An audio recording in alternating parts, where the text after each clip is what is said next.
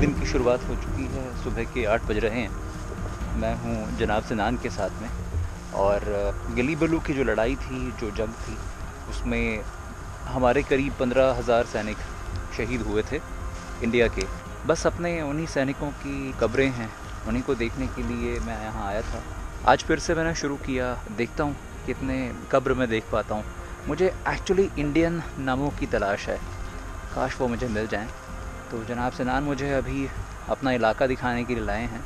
यहाँ यहीं के हैं, इसलिए यहाँ के इलाके को अच्छे से जानते हैं ये। और जहाँ तक मैं सही समझ पाया हूँ, ये जो इलाका है ना, गली बलू वाला हिस्टोरिक साइट है, इसलिए टर्की ने यहाँ पर कभी भी कुछ भी बनाने के लिए परमिशन नहीं दी। तो इसलिए ये आज भी वैसा ही है जैसे ये आज से करीब 100 साल, 103, 110 साल पहले हुआ करता था, वर्ल्ड वॉर के टाइम पर। और 1915 के आसपास यहाँ पर लड़ाई थी। उस तरफ समुद्र है, वहाँ से ब्रिटिश फ़ौज, यानी जिसमें इंडियन सैनिक थे, वो यहाँ से आए थे उस तरफ से। और यहाँ थे ऑटोमन एम्पायर के सैनिक, यानी टर्किश सैनिक, और फिर लड़ाई हुई थी। आज भी यहाँ इनमें, इस पूरे मैदान में पुरानी चीज़ें मिल जाती हैं उन सोल्जर्स से जुड़ी हुई। इनकी जो नज़रें हैं इस वक्त कुछ ऐसी चीज़ों को तलाश कर रही हैं। इन्होंने मुझे अभी भी ये दिखाया, किसी सोल्जर से जुड़ा हुआ कुछ है, शायद ये बेल्ट का है या पता नहीं, इसको यहाँ लगाते होंगे या कहाँ लगाते होंगे, बट है कुछ। English here, hospital, no bomb. Okay, English hospital, no bomb. Turkish hospital, bomb. Okay. English hospital, bomb. Turkish hospital, bomb. English pilots. Oh yes. Neden? I read about this. Yes. Neden? Why? Yes. Neden? Londra streets. London streets. Okay. I do not want to see disabled soldiers in the streets of London. Oh my God. Okay. Yes. I understand. No. Yes. Okay. मैंने अभी तक पढ़ा था internet पे कि कुछ गलतफहमी के चलते अलाइड फोर्सेस, यानी ब्रिटिश जो नेवी थी, उन्होंने इंडियन सोल्जर्स के ऊपर भी अटैक कर दिया। उनको लगा कि ये भी टर्क सोल्जर्स हैं, और कुछ सैनिक हमारे उस गलतफहमी के चलते शायद मारे गए होंगे। मुझे ये नहीं पता है कि मारे गए या नहीं, मगर गलती से अटैक ज़रूर हुआ। अब जनाब भी ये बता रहे हैं कि उसके पीछे एक रीज़न था। रीज़न उन्होंने ये बताया, इतने सारे लोग जब घायल हुए तो ब्रिटिश ने क्या किया, अपने प्लेन्स भेजे, और इधर था टर्किश हॉस्पिटल, इधर था ब्रिटिश हॉस्पिटल, दोनों के ऊपर अटैक करवा दिया। इनका कहना ये है, इंटरप्रिटेशन इनका ये है उस इवेंट का, कि वो बॉम्ब्स इसलिए गिराए गए थे ताकि लंदन की स्ट्रीट्स पे, लंदन की गलियों में उनको अपाहिज सैनिक देखने को ना मिले, इसलिए इनको यहीं मार दो जो घायल पड़े हैं, ताकि वो हमारे ऊपर बोझ ना बने। अब ये किस हद तक सही है या गलत ये मैं नहीं कह सकता हूँ, मगर here the bones of the patients in the hospital are small and small. Okay. इनका कहना ये कि जब बॉम्ब्स गिराए गए तो जो घायल सैनिक थे, मतलब उनकी हड्डियाँ बहुत छोटी ऐसे बिखरी हुई थी। ये कुछ डिटेल्स हैं। इसके हिसाब से कहना ये है कि कुछ हुआ कि यहाँ पर वो लोग कैप्चर नहीं कर पा रहे थे, जो अलाइड फोर्सेस थे, ब्रिटिश थी, लेकिन इंडियन सोल्जर्स की वजह से इनको फिर से बढ़त मिली, और इतनी बढ़त मिली कि उन्होंने इसको रिकैप्चर कर लिया, वापस से इस पर कब्ज़ा कर लिया। और उसके बाद इनका जो कब्ज़ा है वो तब तक रहा जब तक कि वो इस पूरे इलाके से हार नहीं गए थे। 9 जनवरी 1916 को जब उन्होंने पूरी तरीके से इसको छोड़ दिया था, तभी उन्होंने इस पर से अपना कब्ज़ा छोड़ा था। करीब 7 महीने यहाँ पर ब्रिटिश सोल्जर्स रहे थे, शायद इंडियन सोल्जर्स की वजह से। ये है वो सारा एरिया।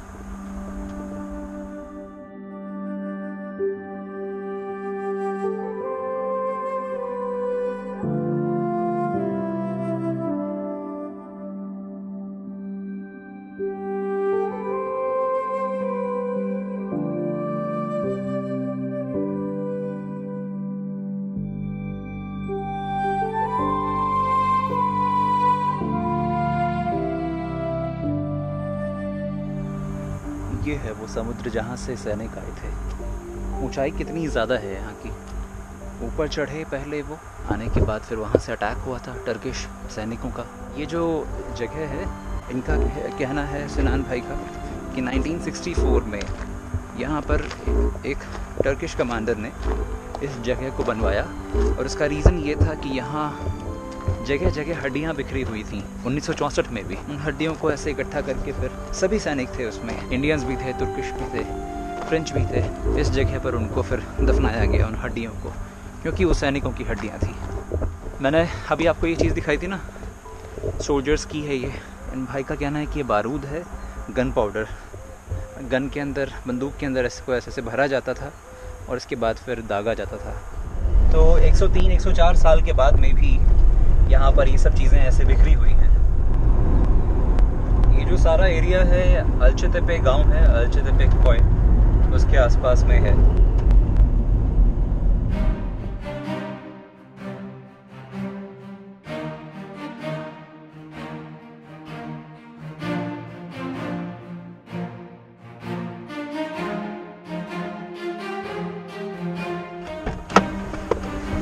अरे ये तो 12 ट्री कॉर्प्स है, यहाँ मुझे आना था।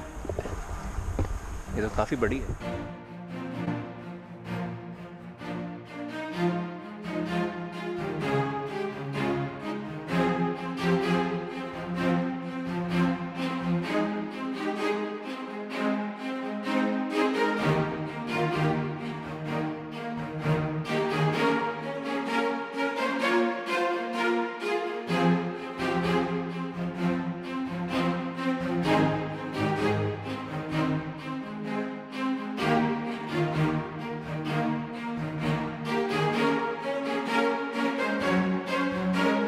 पर भी मुझे कुछ मिला, मगर हिंदुस्तानी नाम नहीं है। यहाँ पर लिखा है कैप्टन, ये हैं captain W.N. Atkinson, 10th Gurkha rifles. 29 जून 1915 को ये शहीद हुए थे। एक चीज़ ज़रूर मैं शेयर करना चाहूँगा, अगर आप यहाँ आते हैं, ये सब देखते देखते इतना ज़रूर पता चला कि ये जो ग्रेव्स हैं, ये जो कब्रें हैं, ये अल्फ़ाबेटिकल ऑर्डर में है। यहाँ B है, उधर C है, ऐसे फिर D है, और ऐसे वहाँ उस तरफ कहीं WXYZ उस तरफ कहीं है। खबरें तो नहीं मिली यहाँ पर, नाम तो नहीं मिले भारतीयों के, लेकिन कुछ फ़ोटो हैं, और यही फ़ोटो मैंने इंटरनेट पे देखी थी। ये है 12 ट्री कॉर्प्स सिमेट्री, और यहाँ हैं हमारे सिख सोल्जर्स। ये कॉमनवेल्थ वॉर ग्रेव्स कमीशन है, इनकी वेबसाइट है cwgc.org। इससे भी आपको थोड़ी बहुत हेल्प मिल सकती है।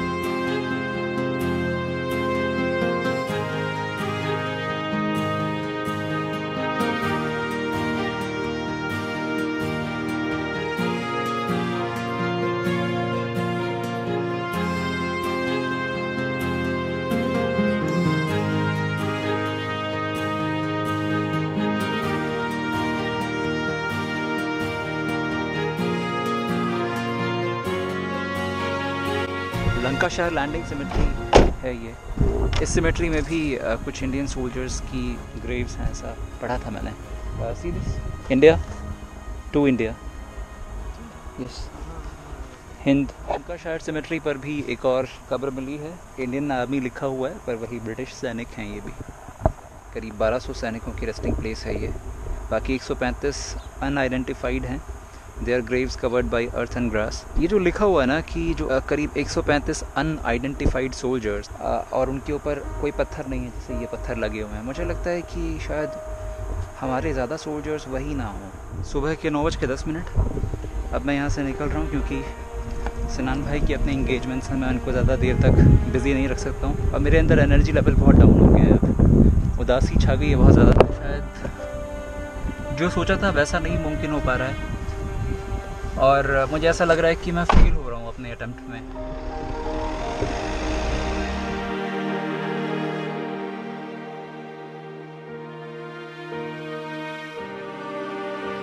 बताया था मुझे इस डायरेक्टरेट के लोगों ने कि हेलिस मेमोरियल में सोल्जर्स के नाम एंग्रेव्ड हैं, जैसे इंडिया गेट पर हैं दिल्ली में। यहाँ बहुत क्लियरली मेंशन्ड है कि यहाँ इंडियन आर्मी के सोल्जर्स आए थे। यहाँ पर जितने भी नाम लिखे हुए हैं, उनमें से 1500 उन लोगों के हैं जो इंडियन आर्मी से जुड़े हुए थे। 29th इंडियन ब्रिगेड और इंडियन माउंटेन आर्टिलरी ब्रिगेड 1 मई 1915 को यहाँ पर पहुँचे थे, और उन्होंने यहाँ पर कई बहुत ही इम्पॉर्टेंट काम किए थे। इंडियन म्यूल कॉर्प्स, जो पूरे इंडियन लोग आए थे, इंडियन सोल्जर्स आए थे, उनमें से सबसे ज़्यादा जो स्ट्रेंथ थी वो थी इंडियन म्यूल कॉर्प्स की, और उनका काम था, जो म्यूल्स थे, खच्चर थे, उनके ऊपर उन पर सामान लाद के बारूद पहुंचाना, एम्यूनेशंस पहुंचाना, मेडिसिन्स पहुंचाना, खाना रसद वगैरह वगैरह पहुंचाना सोल्जर्स को इस पूरे इलाके में। हेलिस मेमोरियल आने के बाद पता चल रहा है कि जो हिंदू और सिख सैनिक थे उनको उनके धर्म के हिसाब से यहाँ पर जला दिया गया था। उनका अंतिम संस्कार इस तरीके से किया गया था, उनको दफनाया नहीं गया था, इसलिए शायद मुझे वहाँ पर कोई ग्रेव्स नहीं मिली। हालांकि मैं ढूंढ रहा था कोई मुस्लिम नाम मिल जाता। मूड बहुत ज़्यादा अच्छा नहीं है, पता नहीं क्यों।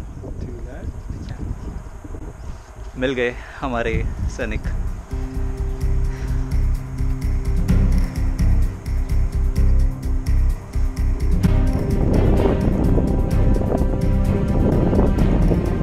मेरे रोंगटे खड़े हो गए हैं इस वक्त और थोड़ा सा इमोशनल फील कर रहा हूँ मैं इस वक्त।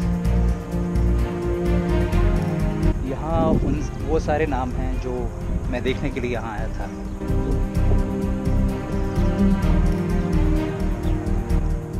गोरखा राइफल्स, खार सिंह थापा। गला भर रहा है मेरा इस वक्त ये नाम देखकर। संतबीर गुरुंग, संतबीर थापा, राणा, अर्जन सिंह, दल सिंह, करतार सिंह, केसर सिंह, लाल सिंह, संता सिंह, सरवन सिंह, सुंदर सिंह, ठाकुर सिंह, वाधवा सिंह। ये गोरखा राइफल्स के बहुत सारे जवान। असरम राय, बागदन लामा, देसबीर राय, लसबीर गुरुंग, करबीर लिंबू। पटियाला इन्फेंट्री से जयमल सिंह, जोरा सिंह, देवा सिंह, किरपाल सिंह। न्यूल कॉप्स में हैं गोविंद स्वामी, उल-जमान, हुसैन खान, अमरदात, गंगादीन, बग्गा खान, भगतवाला, जवाला, अमृत राय, Bishan Singh, Kishan Singh, Amar Singh, मुंशा Singh, Jaimal Singh.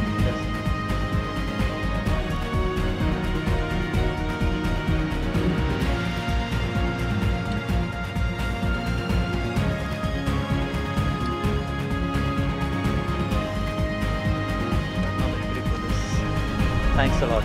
Thank you very much. All Indians, from all Indians, Pakistanis, Burmese, Nepalis, everyone, all of them. वाकई यहाँ आके अब अच्छा लग रहा है थोड़ा। ज़रूर आइए हेलिस मेमोरियल। इनफैक्ट टर्की घूमने आ रहे हैं तो त्राकिया ज़रूर आइए, और त्राकिया आ रहे हैं तो गलेबोली रीजन में ज़रूर आइए। यहाँ पर पास में है सैदिल बाहर, वो है सदिल बाहर गांव, उसके ठीक साथ में है हेलिस मेमोरियल।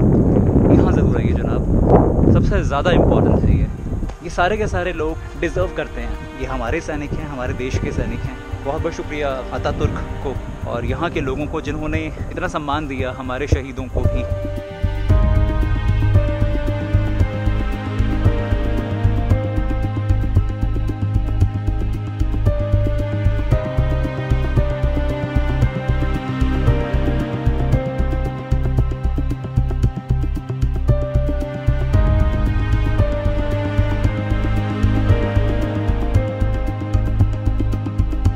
पर एक चीज़ बार बार दिमाग में आती है।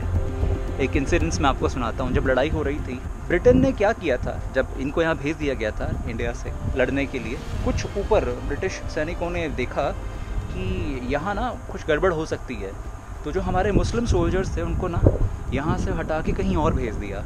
उनको लड़ने के लिए भेजा ही नहीं, सिर्फ इसलिए कि यहाँ ऑटोमन एम्पायर में मुस्लिम्स हैं और इधर मुस्लिम्स हैं, तो हो सकता है कि ये लोग उनसे जाके मिल जाएं या फिर हमारे प्रति वफ़ादार ना रहें। तो उनकी इंटीग्रिटी पर, उनकी वफ़ादारी पर शक किया गया था। जबकि वो सैनिक थे, वो भारत को रिप्रेजेंट कर रहे थे, हिंदुस्तान को रिप्रेजेंट कर रहे थे और मिलके लड़ रहे थे। पॉलिटिक्स खेली गई उनके साथ में। जनाब, जब हम अपने सैनिकों की बात करते हैं ना, तो वाकई रोंगटे खड़े होते हैं, गला भर आता है, आप इमोशनल हो जाते हैं। पर उन इमोशंस में हम भूल जाते हैं कि भाई ये लड़ाई हुई क्यों थी। कुछ लोगों के दिमाग में कुछ खराबी है, इस वजह से उन्होंने सारा माहौल पैदा किया लड़ाई का, और उसके बाद भेज दो लोगों को शहीद होने के लिए, और फिर एक वॉर हिस्टीरिया पैदा करो, एक उन्माद पैदा करो कि आपको सैनिक बनना है, आपको लड़ना है मदरलैंड के लिए, अपनी मातृभूमि के लिए। आप जाओ, लड़ो, और फिर हम उसमें बहते चले जाते हैं बिना ये देखे कि भाई हम लड़ क्यों रहे हैं, किससे लड़ रहे हैं। हमें लड़ाने वाले ये जो बोल रहे हैं, हमको ऑर्डर्स दे रहे हैं, सबसे ऊपर बैठे वो लोग, वो हैं कौन। ये 1915 में भी था और आज 2018 है, 103 साल के बाद हालात वही हैं, पूरी रिस्पेक्ट करनी चाहिए हमें इन लोगों की, पर साथ ही साथ हमें ये भी ख्याल रखना चाहिए कि हम वो वजह पैदा ना होने दें जिस वजह से ये लोग लड़े थे। वर्ल्ड वॉर 1 हुआ था, ये लोग अपना देश, अपना घर, सब कुछ छोड़ छाड़ के आ गए थे। इनको ये भी मालूम था कि वापस शायद नहीं जा पाएंगे। मुझे ऐसा लगता है कि हमें ना इन वजहों की तरफ सोचना चाहिए, सिर्फ इसलिए कि कुछ लोग हैं जिनके दिमाग में कुछ फितूर है, वो लोग हमको लड़ा के, वो लोग चाहते हैं कि हम हमेशा लड़ते रहें, लड़ाई होती रहे। उधर ये लोग लड़ते रहेंगे और इधर हम लोग जो जनता हैं, मेरे जैसे और आपकी जैसी, उन मरने वालों के, उन शहीदों का नाम ले लेकर इनको हम पागल बनाते रहेंगे। क्या होगा? कभी सॉल्यूशन नहीं निकलेगा उन सारी चीज़ों का जिस वजह से लड़ाई हो रही है। तो इनको भेजते रहो लड़ने के लिए, इनको पागल बना के रखो, चलता रहेगा। 60 साल 70 साल हो गए हमको आज़ाद हुए, बटे हुए, उसके बाद भी हम आज भी लड़ते जा रहे हैं। भाई कोई अंत है इसका? कोई एंड है इसका? मुझे लगता है प्लीज़ हमें इस बारे में सोचना चाहिए कि हम लड़ क्यों रहे हैं। ये सुंदर ज़मीन है, बहुत ही प्यारा लैंडस्केप है, इतना शांत समुद्र, इतना बेहतरीन ये सब लगता है, मगर इसके पीछे कहानी कुछ और है। काश ये कहानी ऐसी नहीं होती, काश ये लैंडस्केप जैसा दिखता है वैसा ही रहता, इसके पीछे एक सैड कहानी नहीं होती।